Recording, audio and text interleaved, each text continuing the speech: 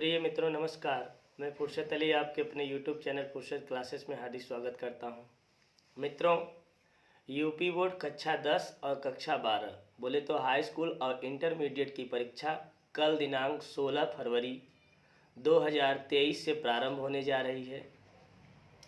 आज मैं आप लोगों को परीक्षा में कुछ प्रकार की जो गलतियां होती हैं उनसे बचने, सावधानी बरतने एवं परीक्षा में 100% नंबर लाने का कुछ ट्रिक है, कुछ ऐसी परिपाटियां हैं जिनको अगर हम लोग स्टेप बाय स्टेप फॉलो करेंगे तो निश्चित है कि परीक्षा में आपको ठीक ठीक नंबर जितना आप चाहते हैं उतना आपको मिल जाएगा। ठीक, इसी पर्पज़ पे मैं आप लोगों से कुछ बातें करने के लिए प्रस्तुत हुआ हूं और कल परीक्षा है, इसको ध्यान में रख करके बहुत ज़्यादा लंबी बात ना हो जाए क्योंकि आपके पास समयाभाव है। तो 4-6-10 पॉइंट ऐसे हैं जिनको अगर आप ध्यान से देख लें, ध्यान से उसको मतलब कि कर लें तो परीक्षा में आप 100% नंबर पाएंगे। ज़्यादा समय न लेते हुए मैं डायरेक्ट आप लोगों को बताने का प्रयास करता हूं। मित्रों, सबसे पहली बात तो यह है कि आप अपने अंदर का डर निकाल दें। सबसे पहली बात देखिए, 2020 कोरोना काल चला गया था, उसमें शायद आप लोग परीक्षा नहीं दे पाए थे, जो क्लास 12 के बच्चे हैं। और जो 10 वाले हैं, 10 वाले तो अभी पहली बार परीक्षा देने जा रहे हैं। इंटरमीडिएट के जो छात्र छात्राएं हैं वे क्या कर रहे हैं कि वे भी मान लीजिए पहली ही बार परीक्षा, क्योंकि वे प्रमोशन लेकर के 12 में पहुंचे हैं। तो इन सभी बातों को ध्यान में रखते हुए पहला जो आपका नियम यही है कि आपको 3 घंटे 15 मिनट मिलेगा। इस 3 घंटे 15 मिनट के समय का आपको अच्छी तरह से लुत्फ उठाना है। मित्रों, एक बार मैं आपको फिर बता देना चाहता हूं कि डरना नहीं है। डरेंगे काहे हम? 12 साल मेहनत किए हैं, 10 साल मेहनत किए हैं। 10 साल 12 साल मेहनत कम नहीं होता। 10 साल क्या होता है एक विद्यार्थी से पूछा जाए, 10 साल 12 साल क्या होता है जेल में रहते हुए एक कैदी से पूछा जाए तब वो बताएगा। तो मित्रों, 10 साल 12 साल की आपकी मेहनत 3 घंटे 15 मिनट में लुटाने जा रहे हैं। किस प्रकार से हमें कैसे लिखना है कि हम पूरे के पूरे नंबर पा जाए। पहला जो आपको 15 मिनट मिलेगा, जरूरी नहीं है कि पूरे 15 मिनट में आप पूरा 15 मिनट पेपर वे पढ़ लें। अरे पेपर पढ़ने का सिलसिला तो 5 मिनट लगेगा, क्योंकि आपने वही पेपर उसी प्रश्नों को दोहराते दोहराते लगभग आप कम से कम 12 महीने पढ़ चुके हैं, तो ज़्यादा टाइम नहीं लगेगा। 5 मिनट में आप अच्छी तरह से पेपर पढ़ लीजिए।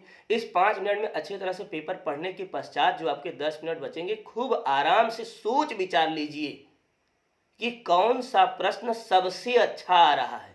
ध्यान दीजिएगा, उसी प्रश्न को आप लिखना प्रारंभ कर दीजिए। अब ये मत सोचिए कि एग्जामिनर या पेपर वालों के अकॉर्डिंग जो है 15 मिनट पूछने के लिए, 15 मिनट पढ़ने के लिए कहा, मैं 15 मिनट पढ़ूंगा, 15 मिनट पढ़।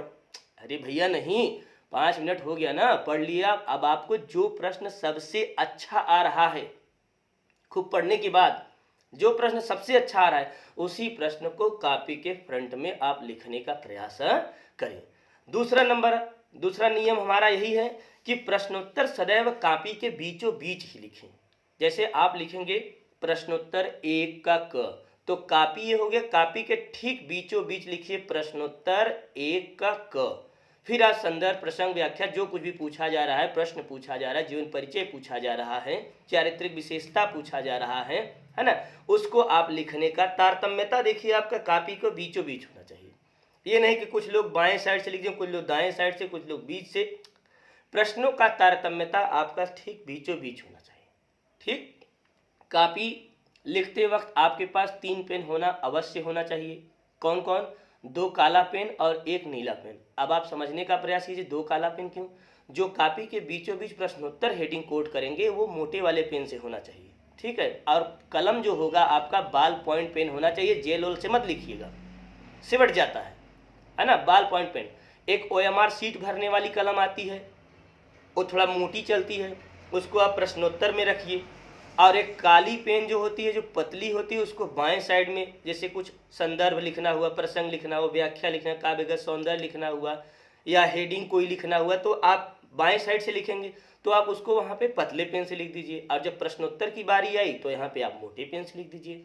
ठीक है, ये छोटी छोटी गलतियाँ देखिए ना होने पाए, यहीं से आपकी पूरे नंबर मिलने के चांसेस होते हैं। कई लड़कों ने नंबर प्राप्त करके यह दिखा दिया है कि गलत नहीं होता ऐसे लिखने से। ठीक है, फिर उसके बाद एक बात याद रखिए, तीसरा पॉइंट आपका यह है कि अभी तक जो कुछ भी आप याद किए हुए हैं उसी को दोहराएं। आगे आने वाले जो कल आपका पेपर है और आज आपको पढ़ना है, अब आप नया क्या पढ़ लेंगे? नया पढ़ने के चक्कर में जो पुराना है वो भी डिलीट हो जाएगा। समझ में आ रहा है? तो नया आप मत पढ़िए, आपने जितना पढ़ा है उसी को एक बार फिर से रिवाइज कीजिए। रिवाइज हो जा रहा है, एक बार फिर से रिवाइज कीजिए एकदम अच्छे से। और भैया आप ये भी ध्यान देना ना, नींद जरूर ले लेना, 6-7 घंटे अवश्य सो लेना। ये नहीं कि आज हम रात भर रज्जगा फानेंगे, रज्जगा उज्जगा नहीं फाना है। बहुत अच्छी तरह से आप 10-11 बजे तक पढ़ लीजिएगा, उसके बाद खूब बिंदास सोइएगा, खूब अच्छे से सोइएगा जैसे सोते हुए आए हैं, एकदम अच्छी तरह से, कोई दिक्कत नहीं है। समझ में आ रहा होगा। फिर उसके बाद चौथा पॉइंट आप यह ध्यान रखिएगा, परीक्षा समय में किसी से भी अनावश्यक बात मत कीजिएगा। ये हमारा कलम घट गयो, अब हमारा कापी घट गयो, अब इतनी है ही दे दे, हो दे दे, ये सब अगर आप करबा तो दिक्कत हो या पाएगी। ठीक, और किसी से न पूछें और न किसी को बताएं, इसे आप याद रखिएगा, किसी से भी पूछना नहीं है, न किसी से बताना है। ठीक, पांचवा पॉइंट, आप घड़ी का इस्तेमाल अवश्य कर लीजिएगा। घड़ी एक लेते जाइएगा, सुई वाली घड़ी लेके जाइएगा, नहीं तो बाहर कर दिया जाए। स्मार्ट वॉच मत लगा के जाइएगा, वहीं पर व्हाट्सअप चलाने लगे हम, किसी से कुछ पूछने लेने। स्मार्ट वॉच मना है, ध्यान दीजिएगा। केवल और केवल सुई वाली और घड़ी नहीं ले जाएंगे तो समय का मैनेजमेंट आप नहीं कर पाएंगे, क्योंकि 1 घंटे के बाद दूसरी घंटी लगने में 1 घंटे का टाइम होता है और आपका सब गड़बड़ा जाएगा। आपने समय सारणी सब सेट किया होगा, कौन से समय पे कितना क्या कैसे क्या लिखना है, याद रखिएगा। घड़ी ले जाना बहुत जरूरी है। छठा है कि प्रश्न पत्र अर्थात पेपर में देख लें, जो प्रश्न सबसे अच्छे से आ रहा है उसी को हल करें सबसे पहला। और याद रखें, कट पिट नहीं करना है, अगर कट पिट करेंगे तो फिर आपको तकलीफ होगी, आपका सपना चूर चूर होगा। 70 में 70 कोई पाने का लालसा रखा है तो उसका गड़बड़ाएगा। कट पिट न करना है और कॉपी को सही से एकदम तारतम्यता से लिखना है, तो आपके 70 में 70 अवश्य आएंगे। बहुत से बच्चों ने पा लिया। ठीक, कॉपी को बाएं साइड लाइन खींची हुई आपको मिलेगी, जो कॉपी मिलेगी। अगर आप चाहें तो दाएं साइड भी थोड़ा सा आप इतना करके, इतना गैप करके आप खींच सकते हैं, आपके इच्छा अनुसार है। इससे नंबर नहीं कटेगा, आप निश्चिंत रहिएगा। फिर जो कक्षा 10 के विद्यार्थी, जैसे OMR सीट पे पेपर हल होगा, ये भी ध्यान दीजिएगा 20 नंबर के। तो OMR सीट प्रश्न पत्र को भरते समय उसे अच्छी तरीके से भरें। और अगर जहां आपको समझ में नहीं आ रहा है, मैडम हो, सर जी हो, जो आपके कक्ष निरीक्षक हो, उनसे आप अवश्य सलाह ले लें, उनसे पूछ लें हम क्या, पूछ करके ही भरें। अपने मन से मत वहीं में गुण लग जाए, नहीं तो दिक्कत हो जाएगा। समझ में आया। फिर उसके बाद अध्यापक से पूछ कर 9वां प्रश्न पत्र, 9वां देखिए लिखा है कि प्रश्न पत्र में जो पूछा गया है केवल उसी का उत्तर लिखे। गाना, शायरी, कहानी, परेशानी, अपनी दुनिया भर की, ये सब अगर आप लिखेंगे तो नुकसान कर जाएगा। जितना पूछा गया है उतना ही, ठीक है। एग्जामिनर तो खुद ही कहता है मैं जितना पूछ रहा हूं तुम्हें उतना ही लिखना है। ठीक, और 10वां पॉइंट देखिए लिखा है, 10वां, कि कॉपी में केवल काले व नीले, ध्यान दीजिएगा, काले व नीले पेन का ही प्रयोग करें तथा ज्यादा कटपिट न करें कि उसी में लगे गोबर करने, ये सब मत कीजिएगा, नहीं तो फिर आपको समस्या होनी तय है। मित्रों, बहुत ज़्यादा समय नहीं है, आप लोगों को तैयारी भी करनी है। मेरी हार्दिक शुभेच्छा यही है कि आप जितना नंबर चाहते हैं आपको उतना मिले।